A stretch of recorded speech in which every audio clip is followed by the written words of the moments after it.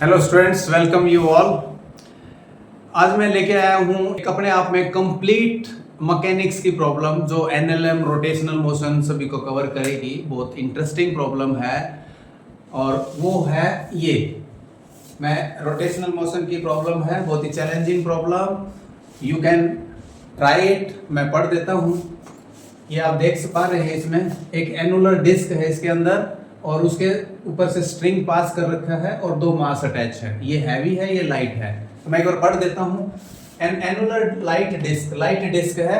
अगर ये डिस्क का भी मास होता तो that is another level of. अगर डिस्क का भी मास होता तो उसमें आप ट्राई कर सकते हैं बाद में। तो annular light disc of outer radius capital R and inner radius small R has a fixed cylindrical hub of radius slightly less than R. ये जो इनर रेडियस है स्मॉल आर है, आउटर कैपिटल आर, और इसके अंदर एक cylindrical hub है जिसके अराउंड ये रोटेट करेगी। बट इसमें फ्रिक्शन है, विद फ्रिक्शन। जितनी भी पुली की प्रॉब्लम है उसमें फ्रिक्शन लेस जनरली लेते हैं हम, लेकिन इसमें विद फ्रिक्शन है। इसके बाद है इसमें has a coefficient of friction mu of the axle if the light string attached with the two masses m and m capital M greater than passing over the outer radius find the acceleration of this system. बताइए ये किस acceleration से ये आएगा नीचे।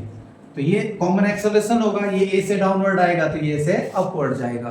तो इसमें एक पार्ट तो वही एनएलएम का है बेसिकली, कि पता है इसका जो वेट है इसको mg डाउनवर्ड पुल करेगा तो टेंशन इसमें t इसको प्रिवेंट करेगा, अपोजिंग फोर्स होगा। लेकिन यहाँ पे क्योंकि फ्रिक्शन है और फ्रिक्शन है तो इसमें जो टेंशन है that will not be same. Tension same नहीं होगा तो इसमें टेंशन हमें अलग अलग एज्यूम करना पड़ेगा। तो मान लिया इधर हैवियर की तरफ टेंशन ज्यादा होगा तो this is T2 and this side is T1। तो यहां से फर्स्ट इक्वेशन तो हम स्ट्रेट वे लिख सकते हैं mg minus T2 is equal to capital Ma, first equation. Second equation यहां से सेकंड मास ये अपवर्ड जा रही है तो ये आ जाएगा हमारा T1 minus small mg is equal to Ma। Any student can write it. ये तो बिल्कुल फर्स्ट इक्वेशन है ये। अब जो इसमें टॉप जो प्रायोरिटी है वो चेक करने की ये है कि अगर मान लिया स्टार्टिंग में ये जो डिस्क है एनुलर डिस्क, ये हब के साथ कहां पे कांटेक्ट करेगी। तो जैसे ही ये हैवियर मास के कारण ये रोटेट करने की कोशिश करेगी तो फ्रिक्शन एक्ट करेगा यहाँ पे। तो मैं यहाँ शो करता हूँ, इसमें ये इनर रेडियस है और ये आउटर रेडियस है और यहाँ पे इस हैवियर मास के कारण यहाँ पे टेंशन T2 होगा और यहाँ पे टेंशन T1 होगा। तो इसमें जो है इसके वेट के कारण यहाँ पे पहले मान लिया इस पॉइंट पे कांटेक्ट करती है, ये नॉर्मल रिएक्शन आता है इसके ऊपर। क्योंकि ये हब जो है बीच में, ये डॉटेड लाइन से दिखा रहा हूं मैं, हब इसका डॉटेड लाइन से, ये फिक्स हब है, ये फिक्स है, ये मूव नहीं करेगा। लेकिन इसके अराउंड ये डिस्क मूव करेगी। तो जैसे ही इसके कांटेक्ट में आएगा और यहाँ से टॉर्क आएगा तो यहाँ पे फ्रिक्शन आएगा बैकवर्ड डायरेक्शन में। अब ये फ्रिक्शन जो है इसको पुली को अनबैलेंस कर देगा इसको, क्योंकि अगर ये फ्रिक्शन रहा तो ये पुली पीछे आएगी तो ये जो एरिया है यहाँ से इसके कांटेक्ट में आएगा। तो डेफिनेटली ओवरऑल जो पुली है वो इक्विलिब्रियम में है, रेस्ट पे है, मूव कर रही है, लेकिन ओवरऑल जो है उसका ट्रांसलेशनल मोशन नहीं है। तो इस टाइम पे इधर F फोर्स है तो उधर भी F फोर्स होगा कुछ ना कुछ। इसका मतलब this friction force will shift its position. Friction force यहाँ पे ना लग के किसी साइड में यहाँ पे शिफ्ट हो जाएगा। यहाँ पे ये कांटेक्ट यहाँ बनेगा ताकि उससे जो है वही फ्रिक्शन को एक अपोजिंग फोर्स मिल सके। तो यहाँ से हम फ्रिक्शन को हटा के और साइड में किसी एंगल पे यहाँ लेंगे हम, तो ये कांटेक्ट रहेगा और नॉर्मल रिएक्शन होगा ये बेसिकली। यहाँ नहीं होगा नॉर्मल रिएक्शन। अगर ये इस साइड वेट ज्यादा होगा तो इधर टच करेगा। तो मैंने इस एंगल को सपोज थीटा मान लिया, मैंने थीटा एंगल पे है ये। तो जैसे ही नॉर्मल रिएक्शन होगा तो वहां फ्रिक्शन भी मैक्सिमम होगा क्योंकि यहाँ पे ये स्लिप करेगी इसके ऊपर। तो फ्रिक्शन यहाँ पे अलोंग दिस सरफेस होगा तो ये F फ्रिक्शन फोर्स होगा और उसकी वैल्यू मैक्सिमम होगी। Friction will be mu m। अब यहाँ से इसका ट्रांसलेशनल इक्विलिब्रियम चेक करेंगे हम। तो इस n के कंपोनेंट्स ले लेते हैं। अलोंग x एक्सिस यहाँ हो जाएगा n cos थीटा और वर्टिकल डायरेक्शन में हो जाएगा n sin थीटा। ये n के कंपोनेंट्स आ गए।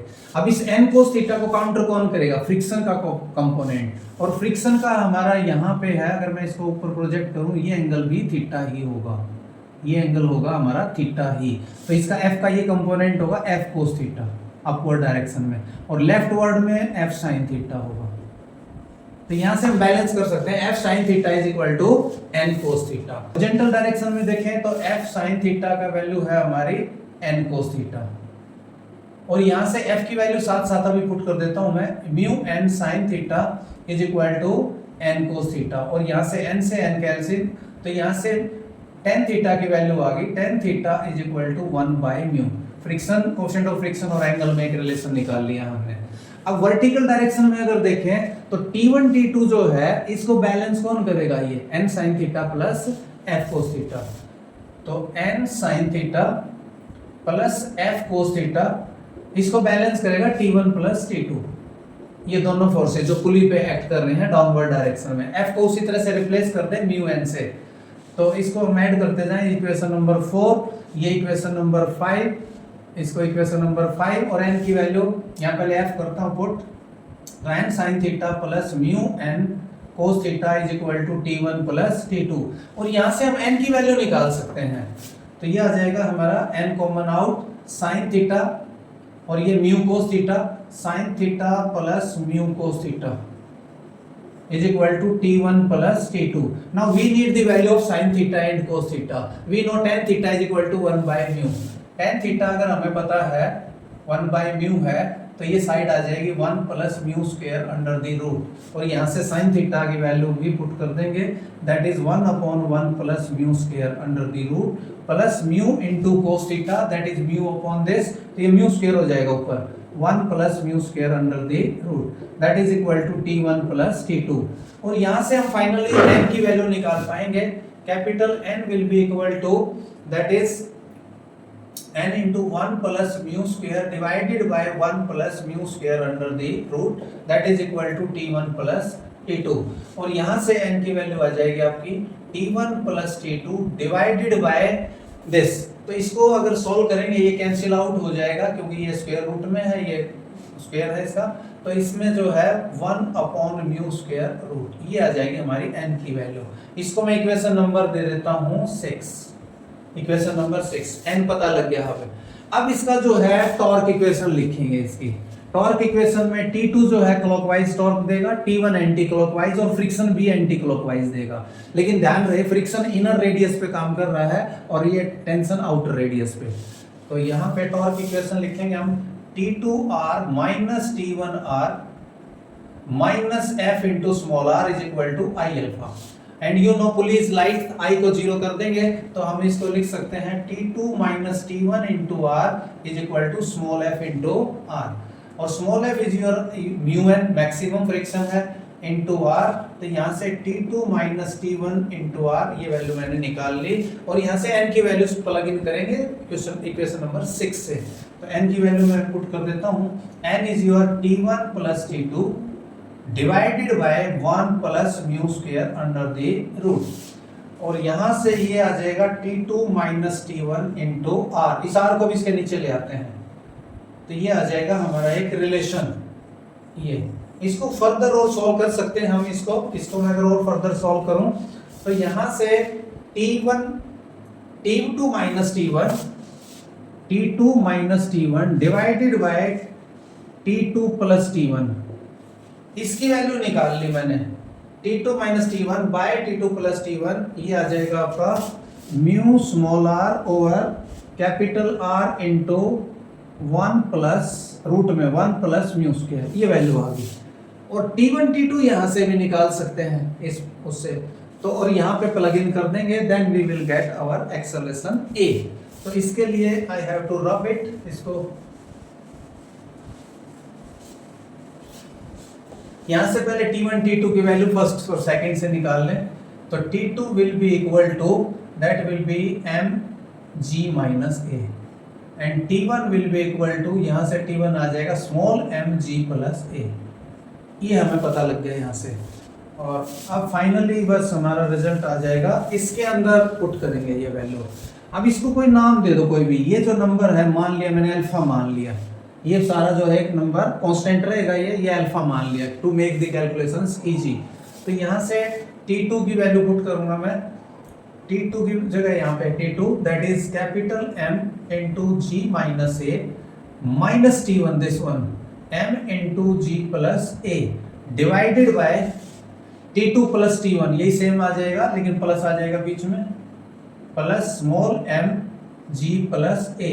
ये हो गया लेफ्ट साइड इसका। अब इसका राइट साइड जो है दैट इज अल्फा। यहाँ पे ये राइट साइड हम इसका लिख सकते हैं T2 माइनस T1।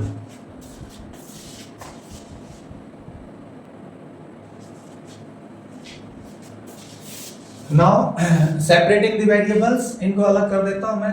तो ये आ जाएगा capital M G minus A minus G plus A is equal to alpha times of this, alpha times of this capital M G minus A plus alpha times small m G plus A।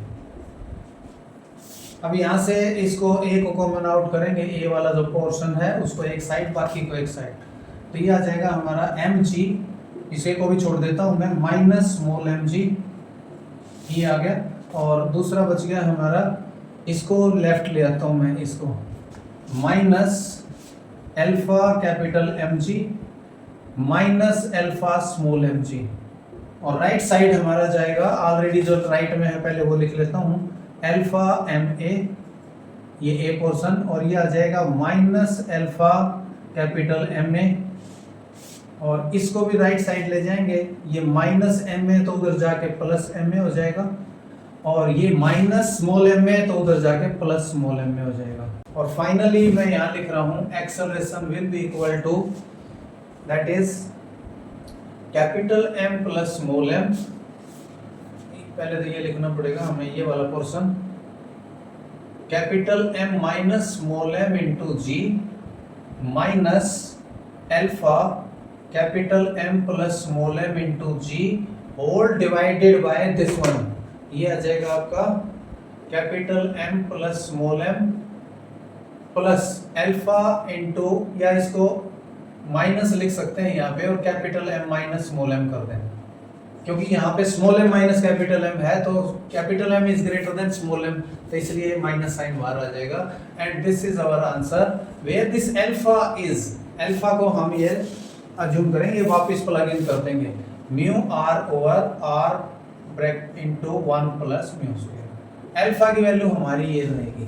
This is the answer of this problem and it was very interesting, more interesting अगर इसमें हम इसका मास assume कर लें, then you can calculate, you can try and comment.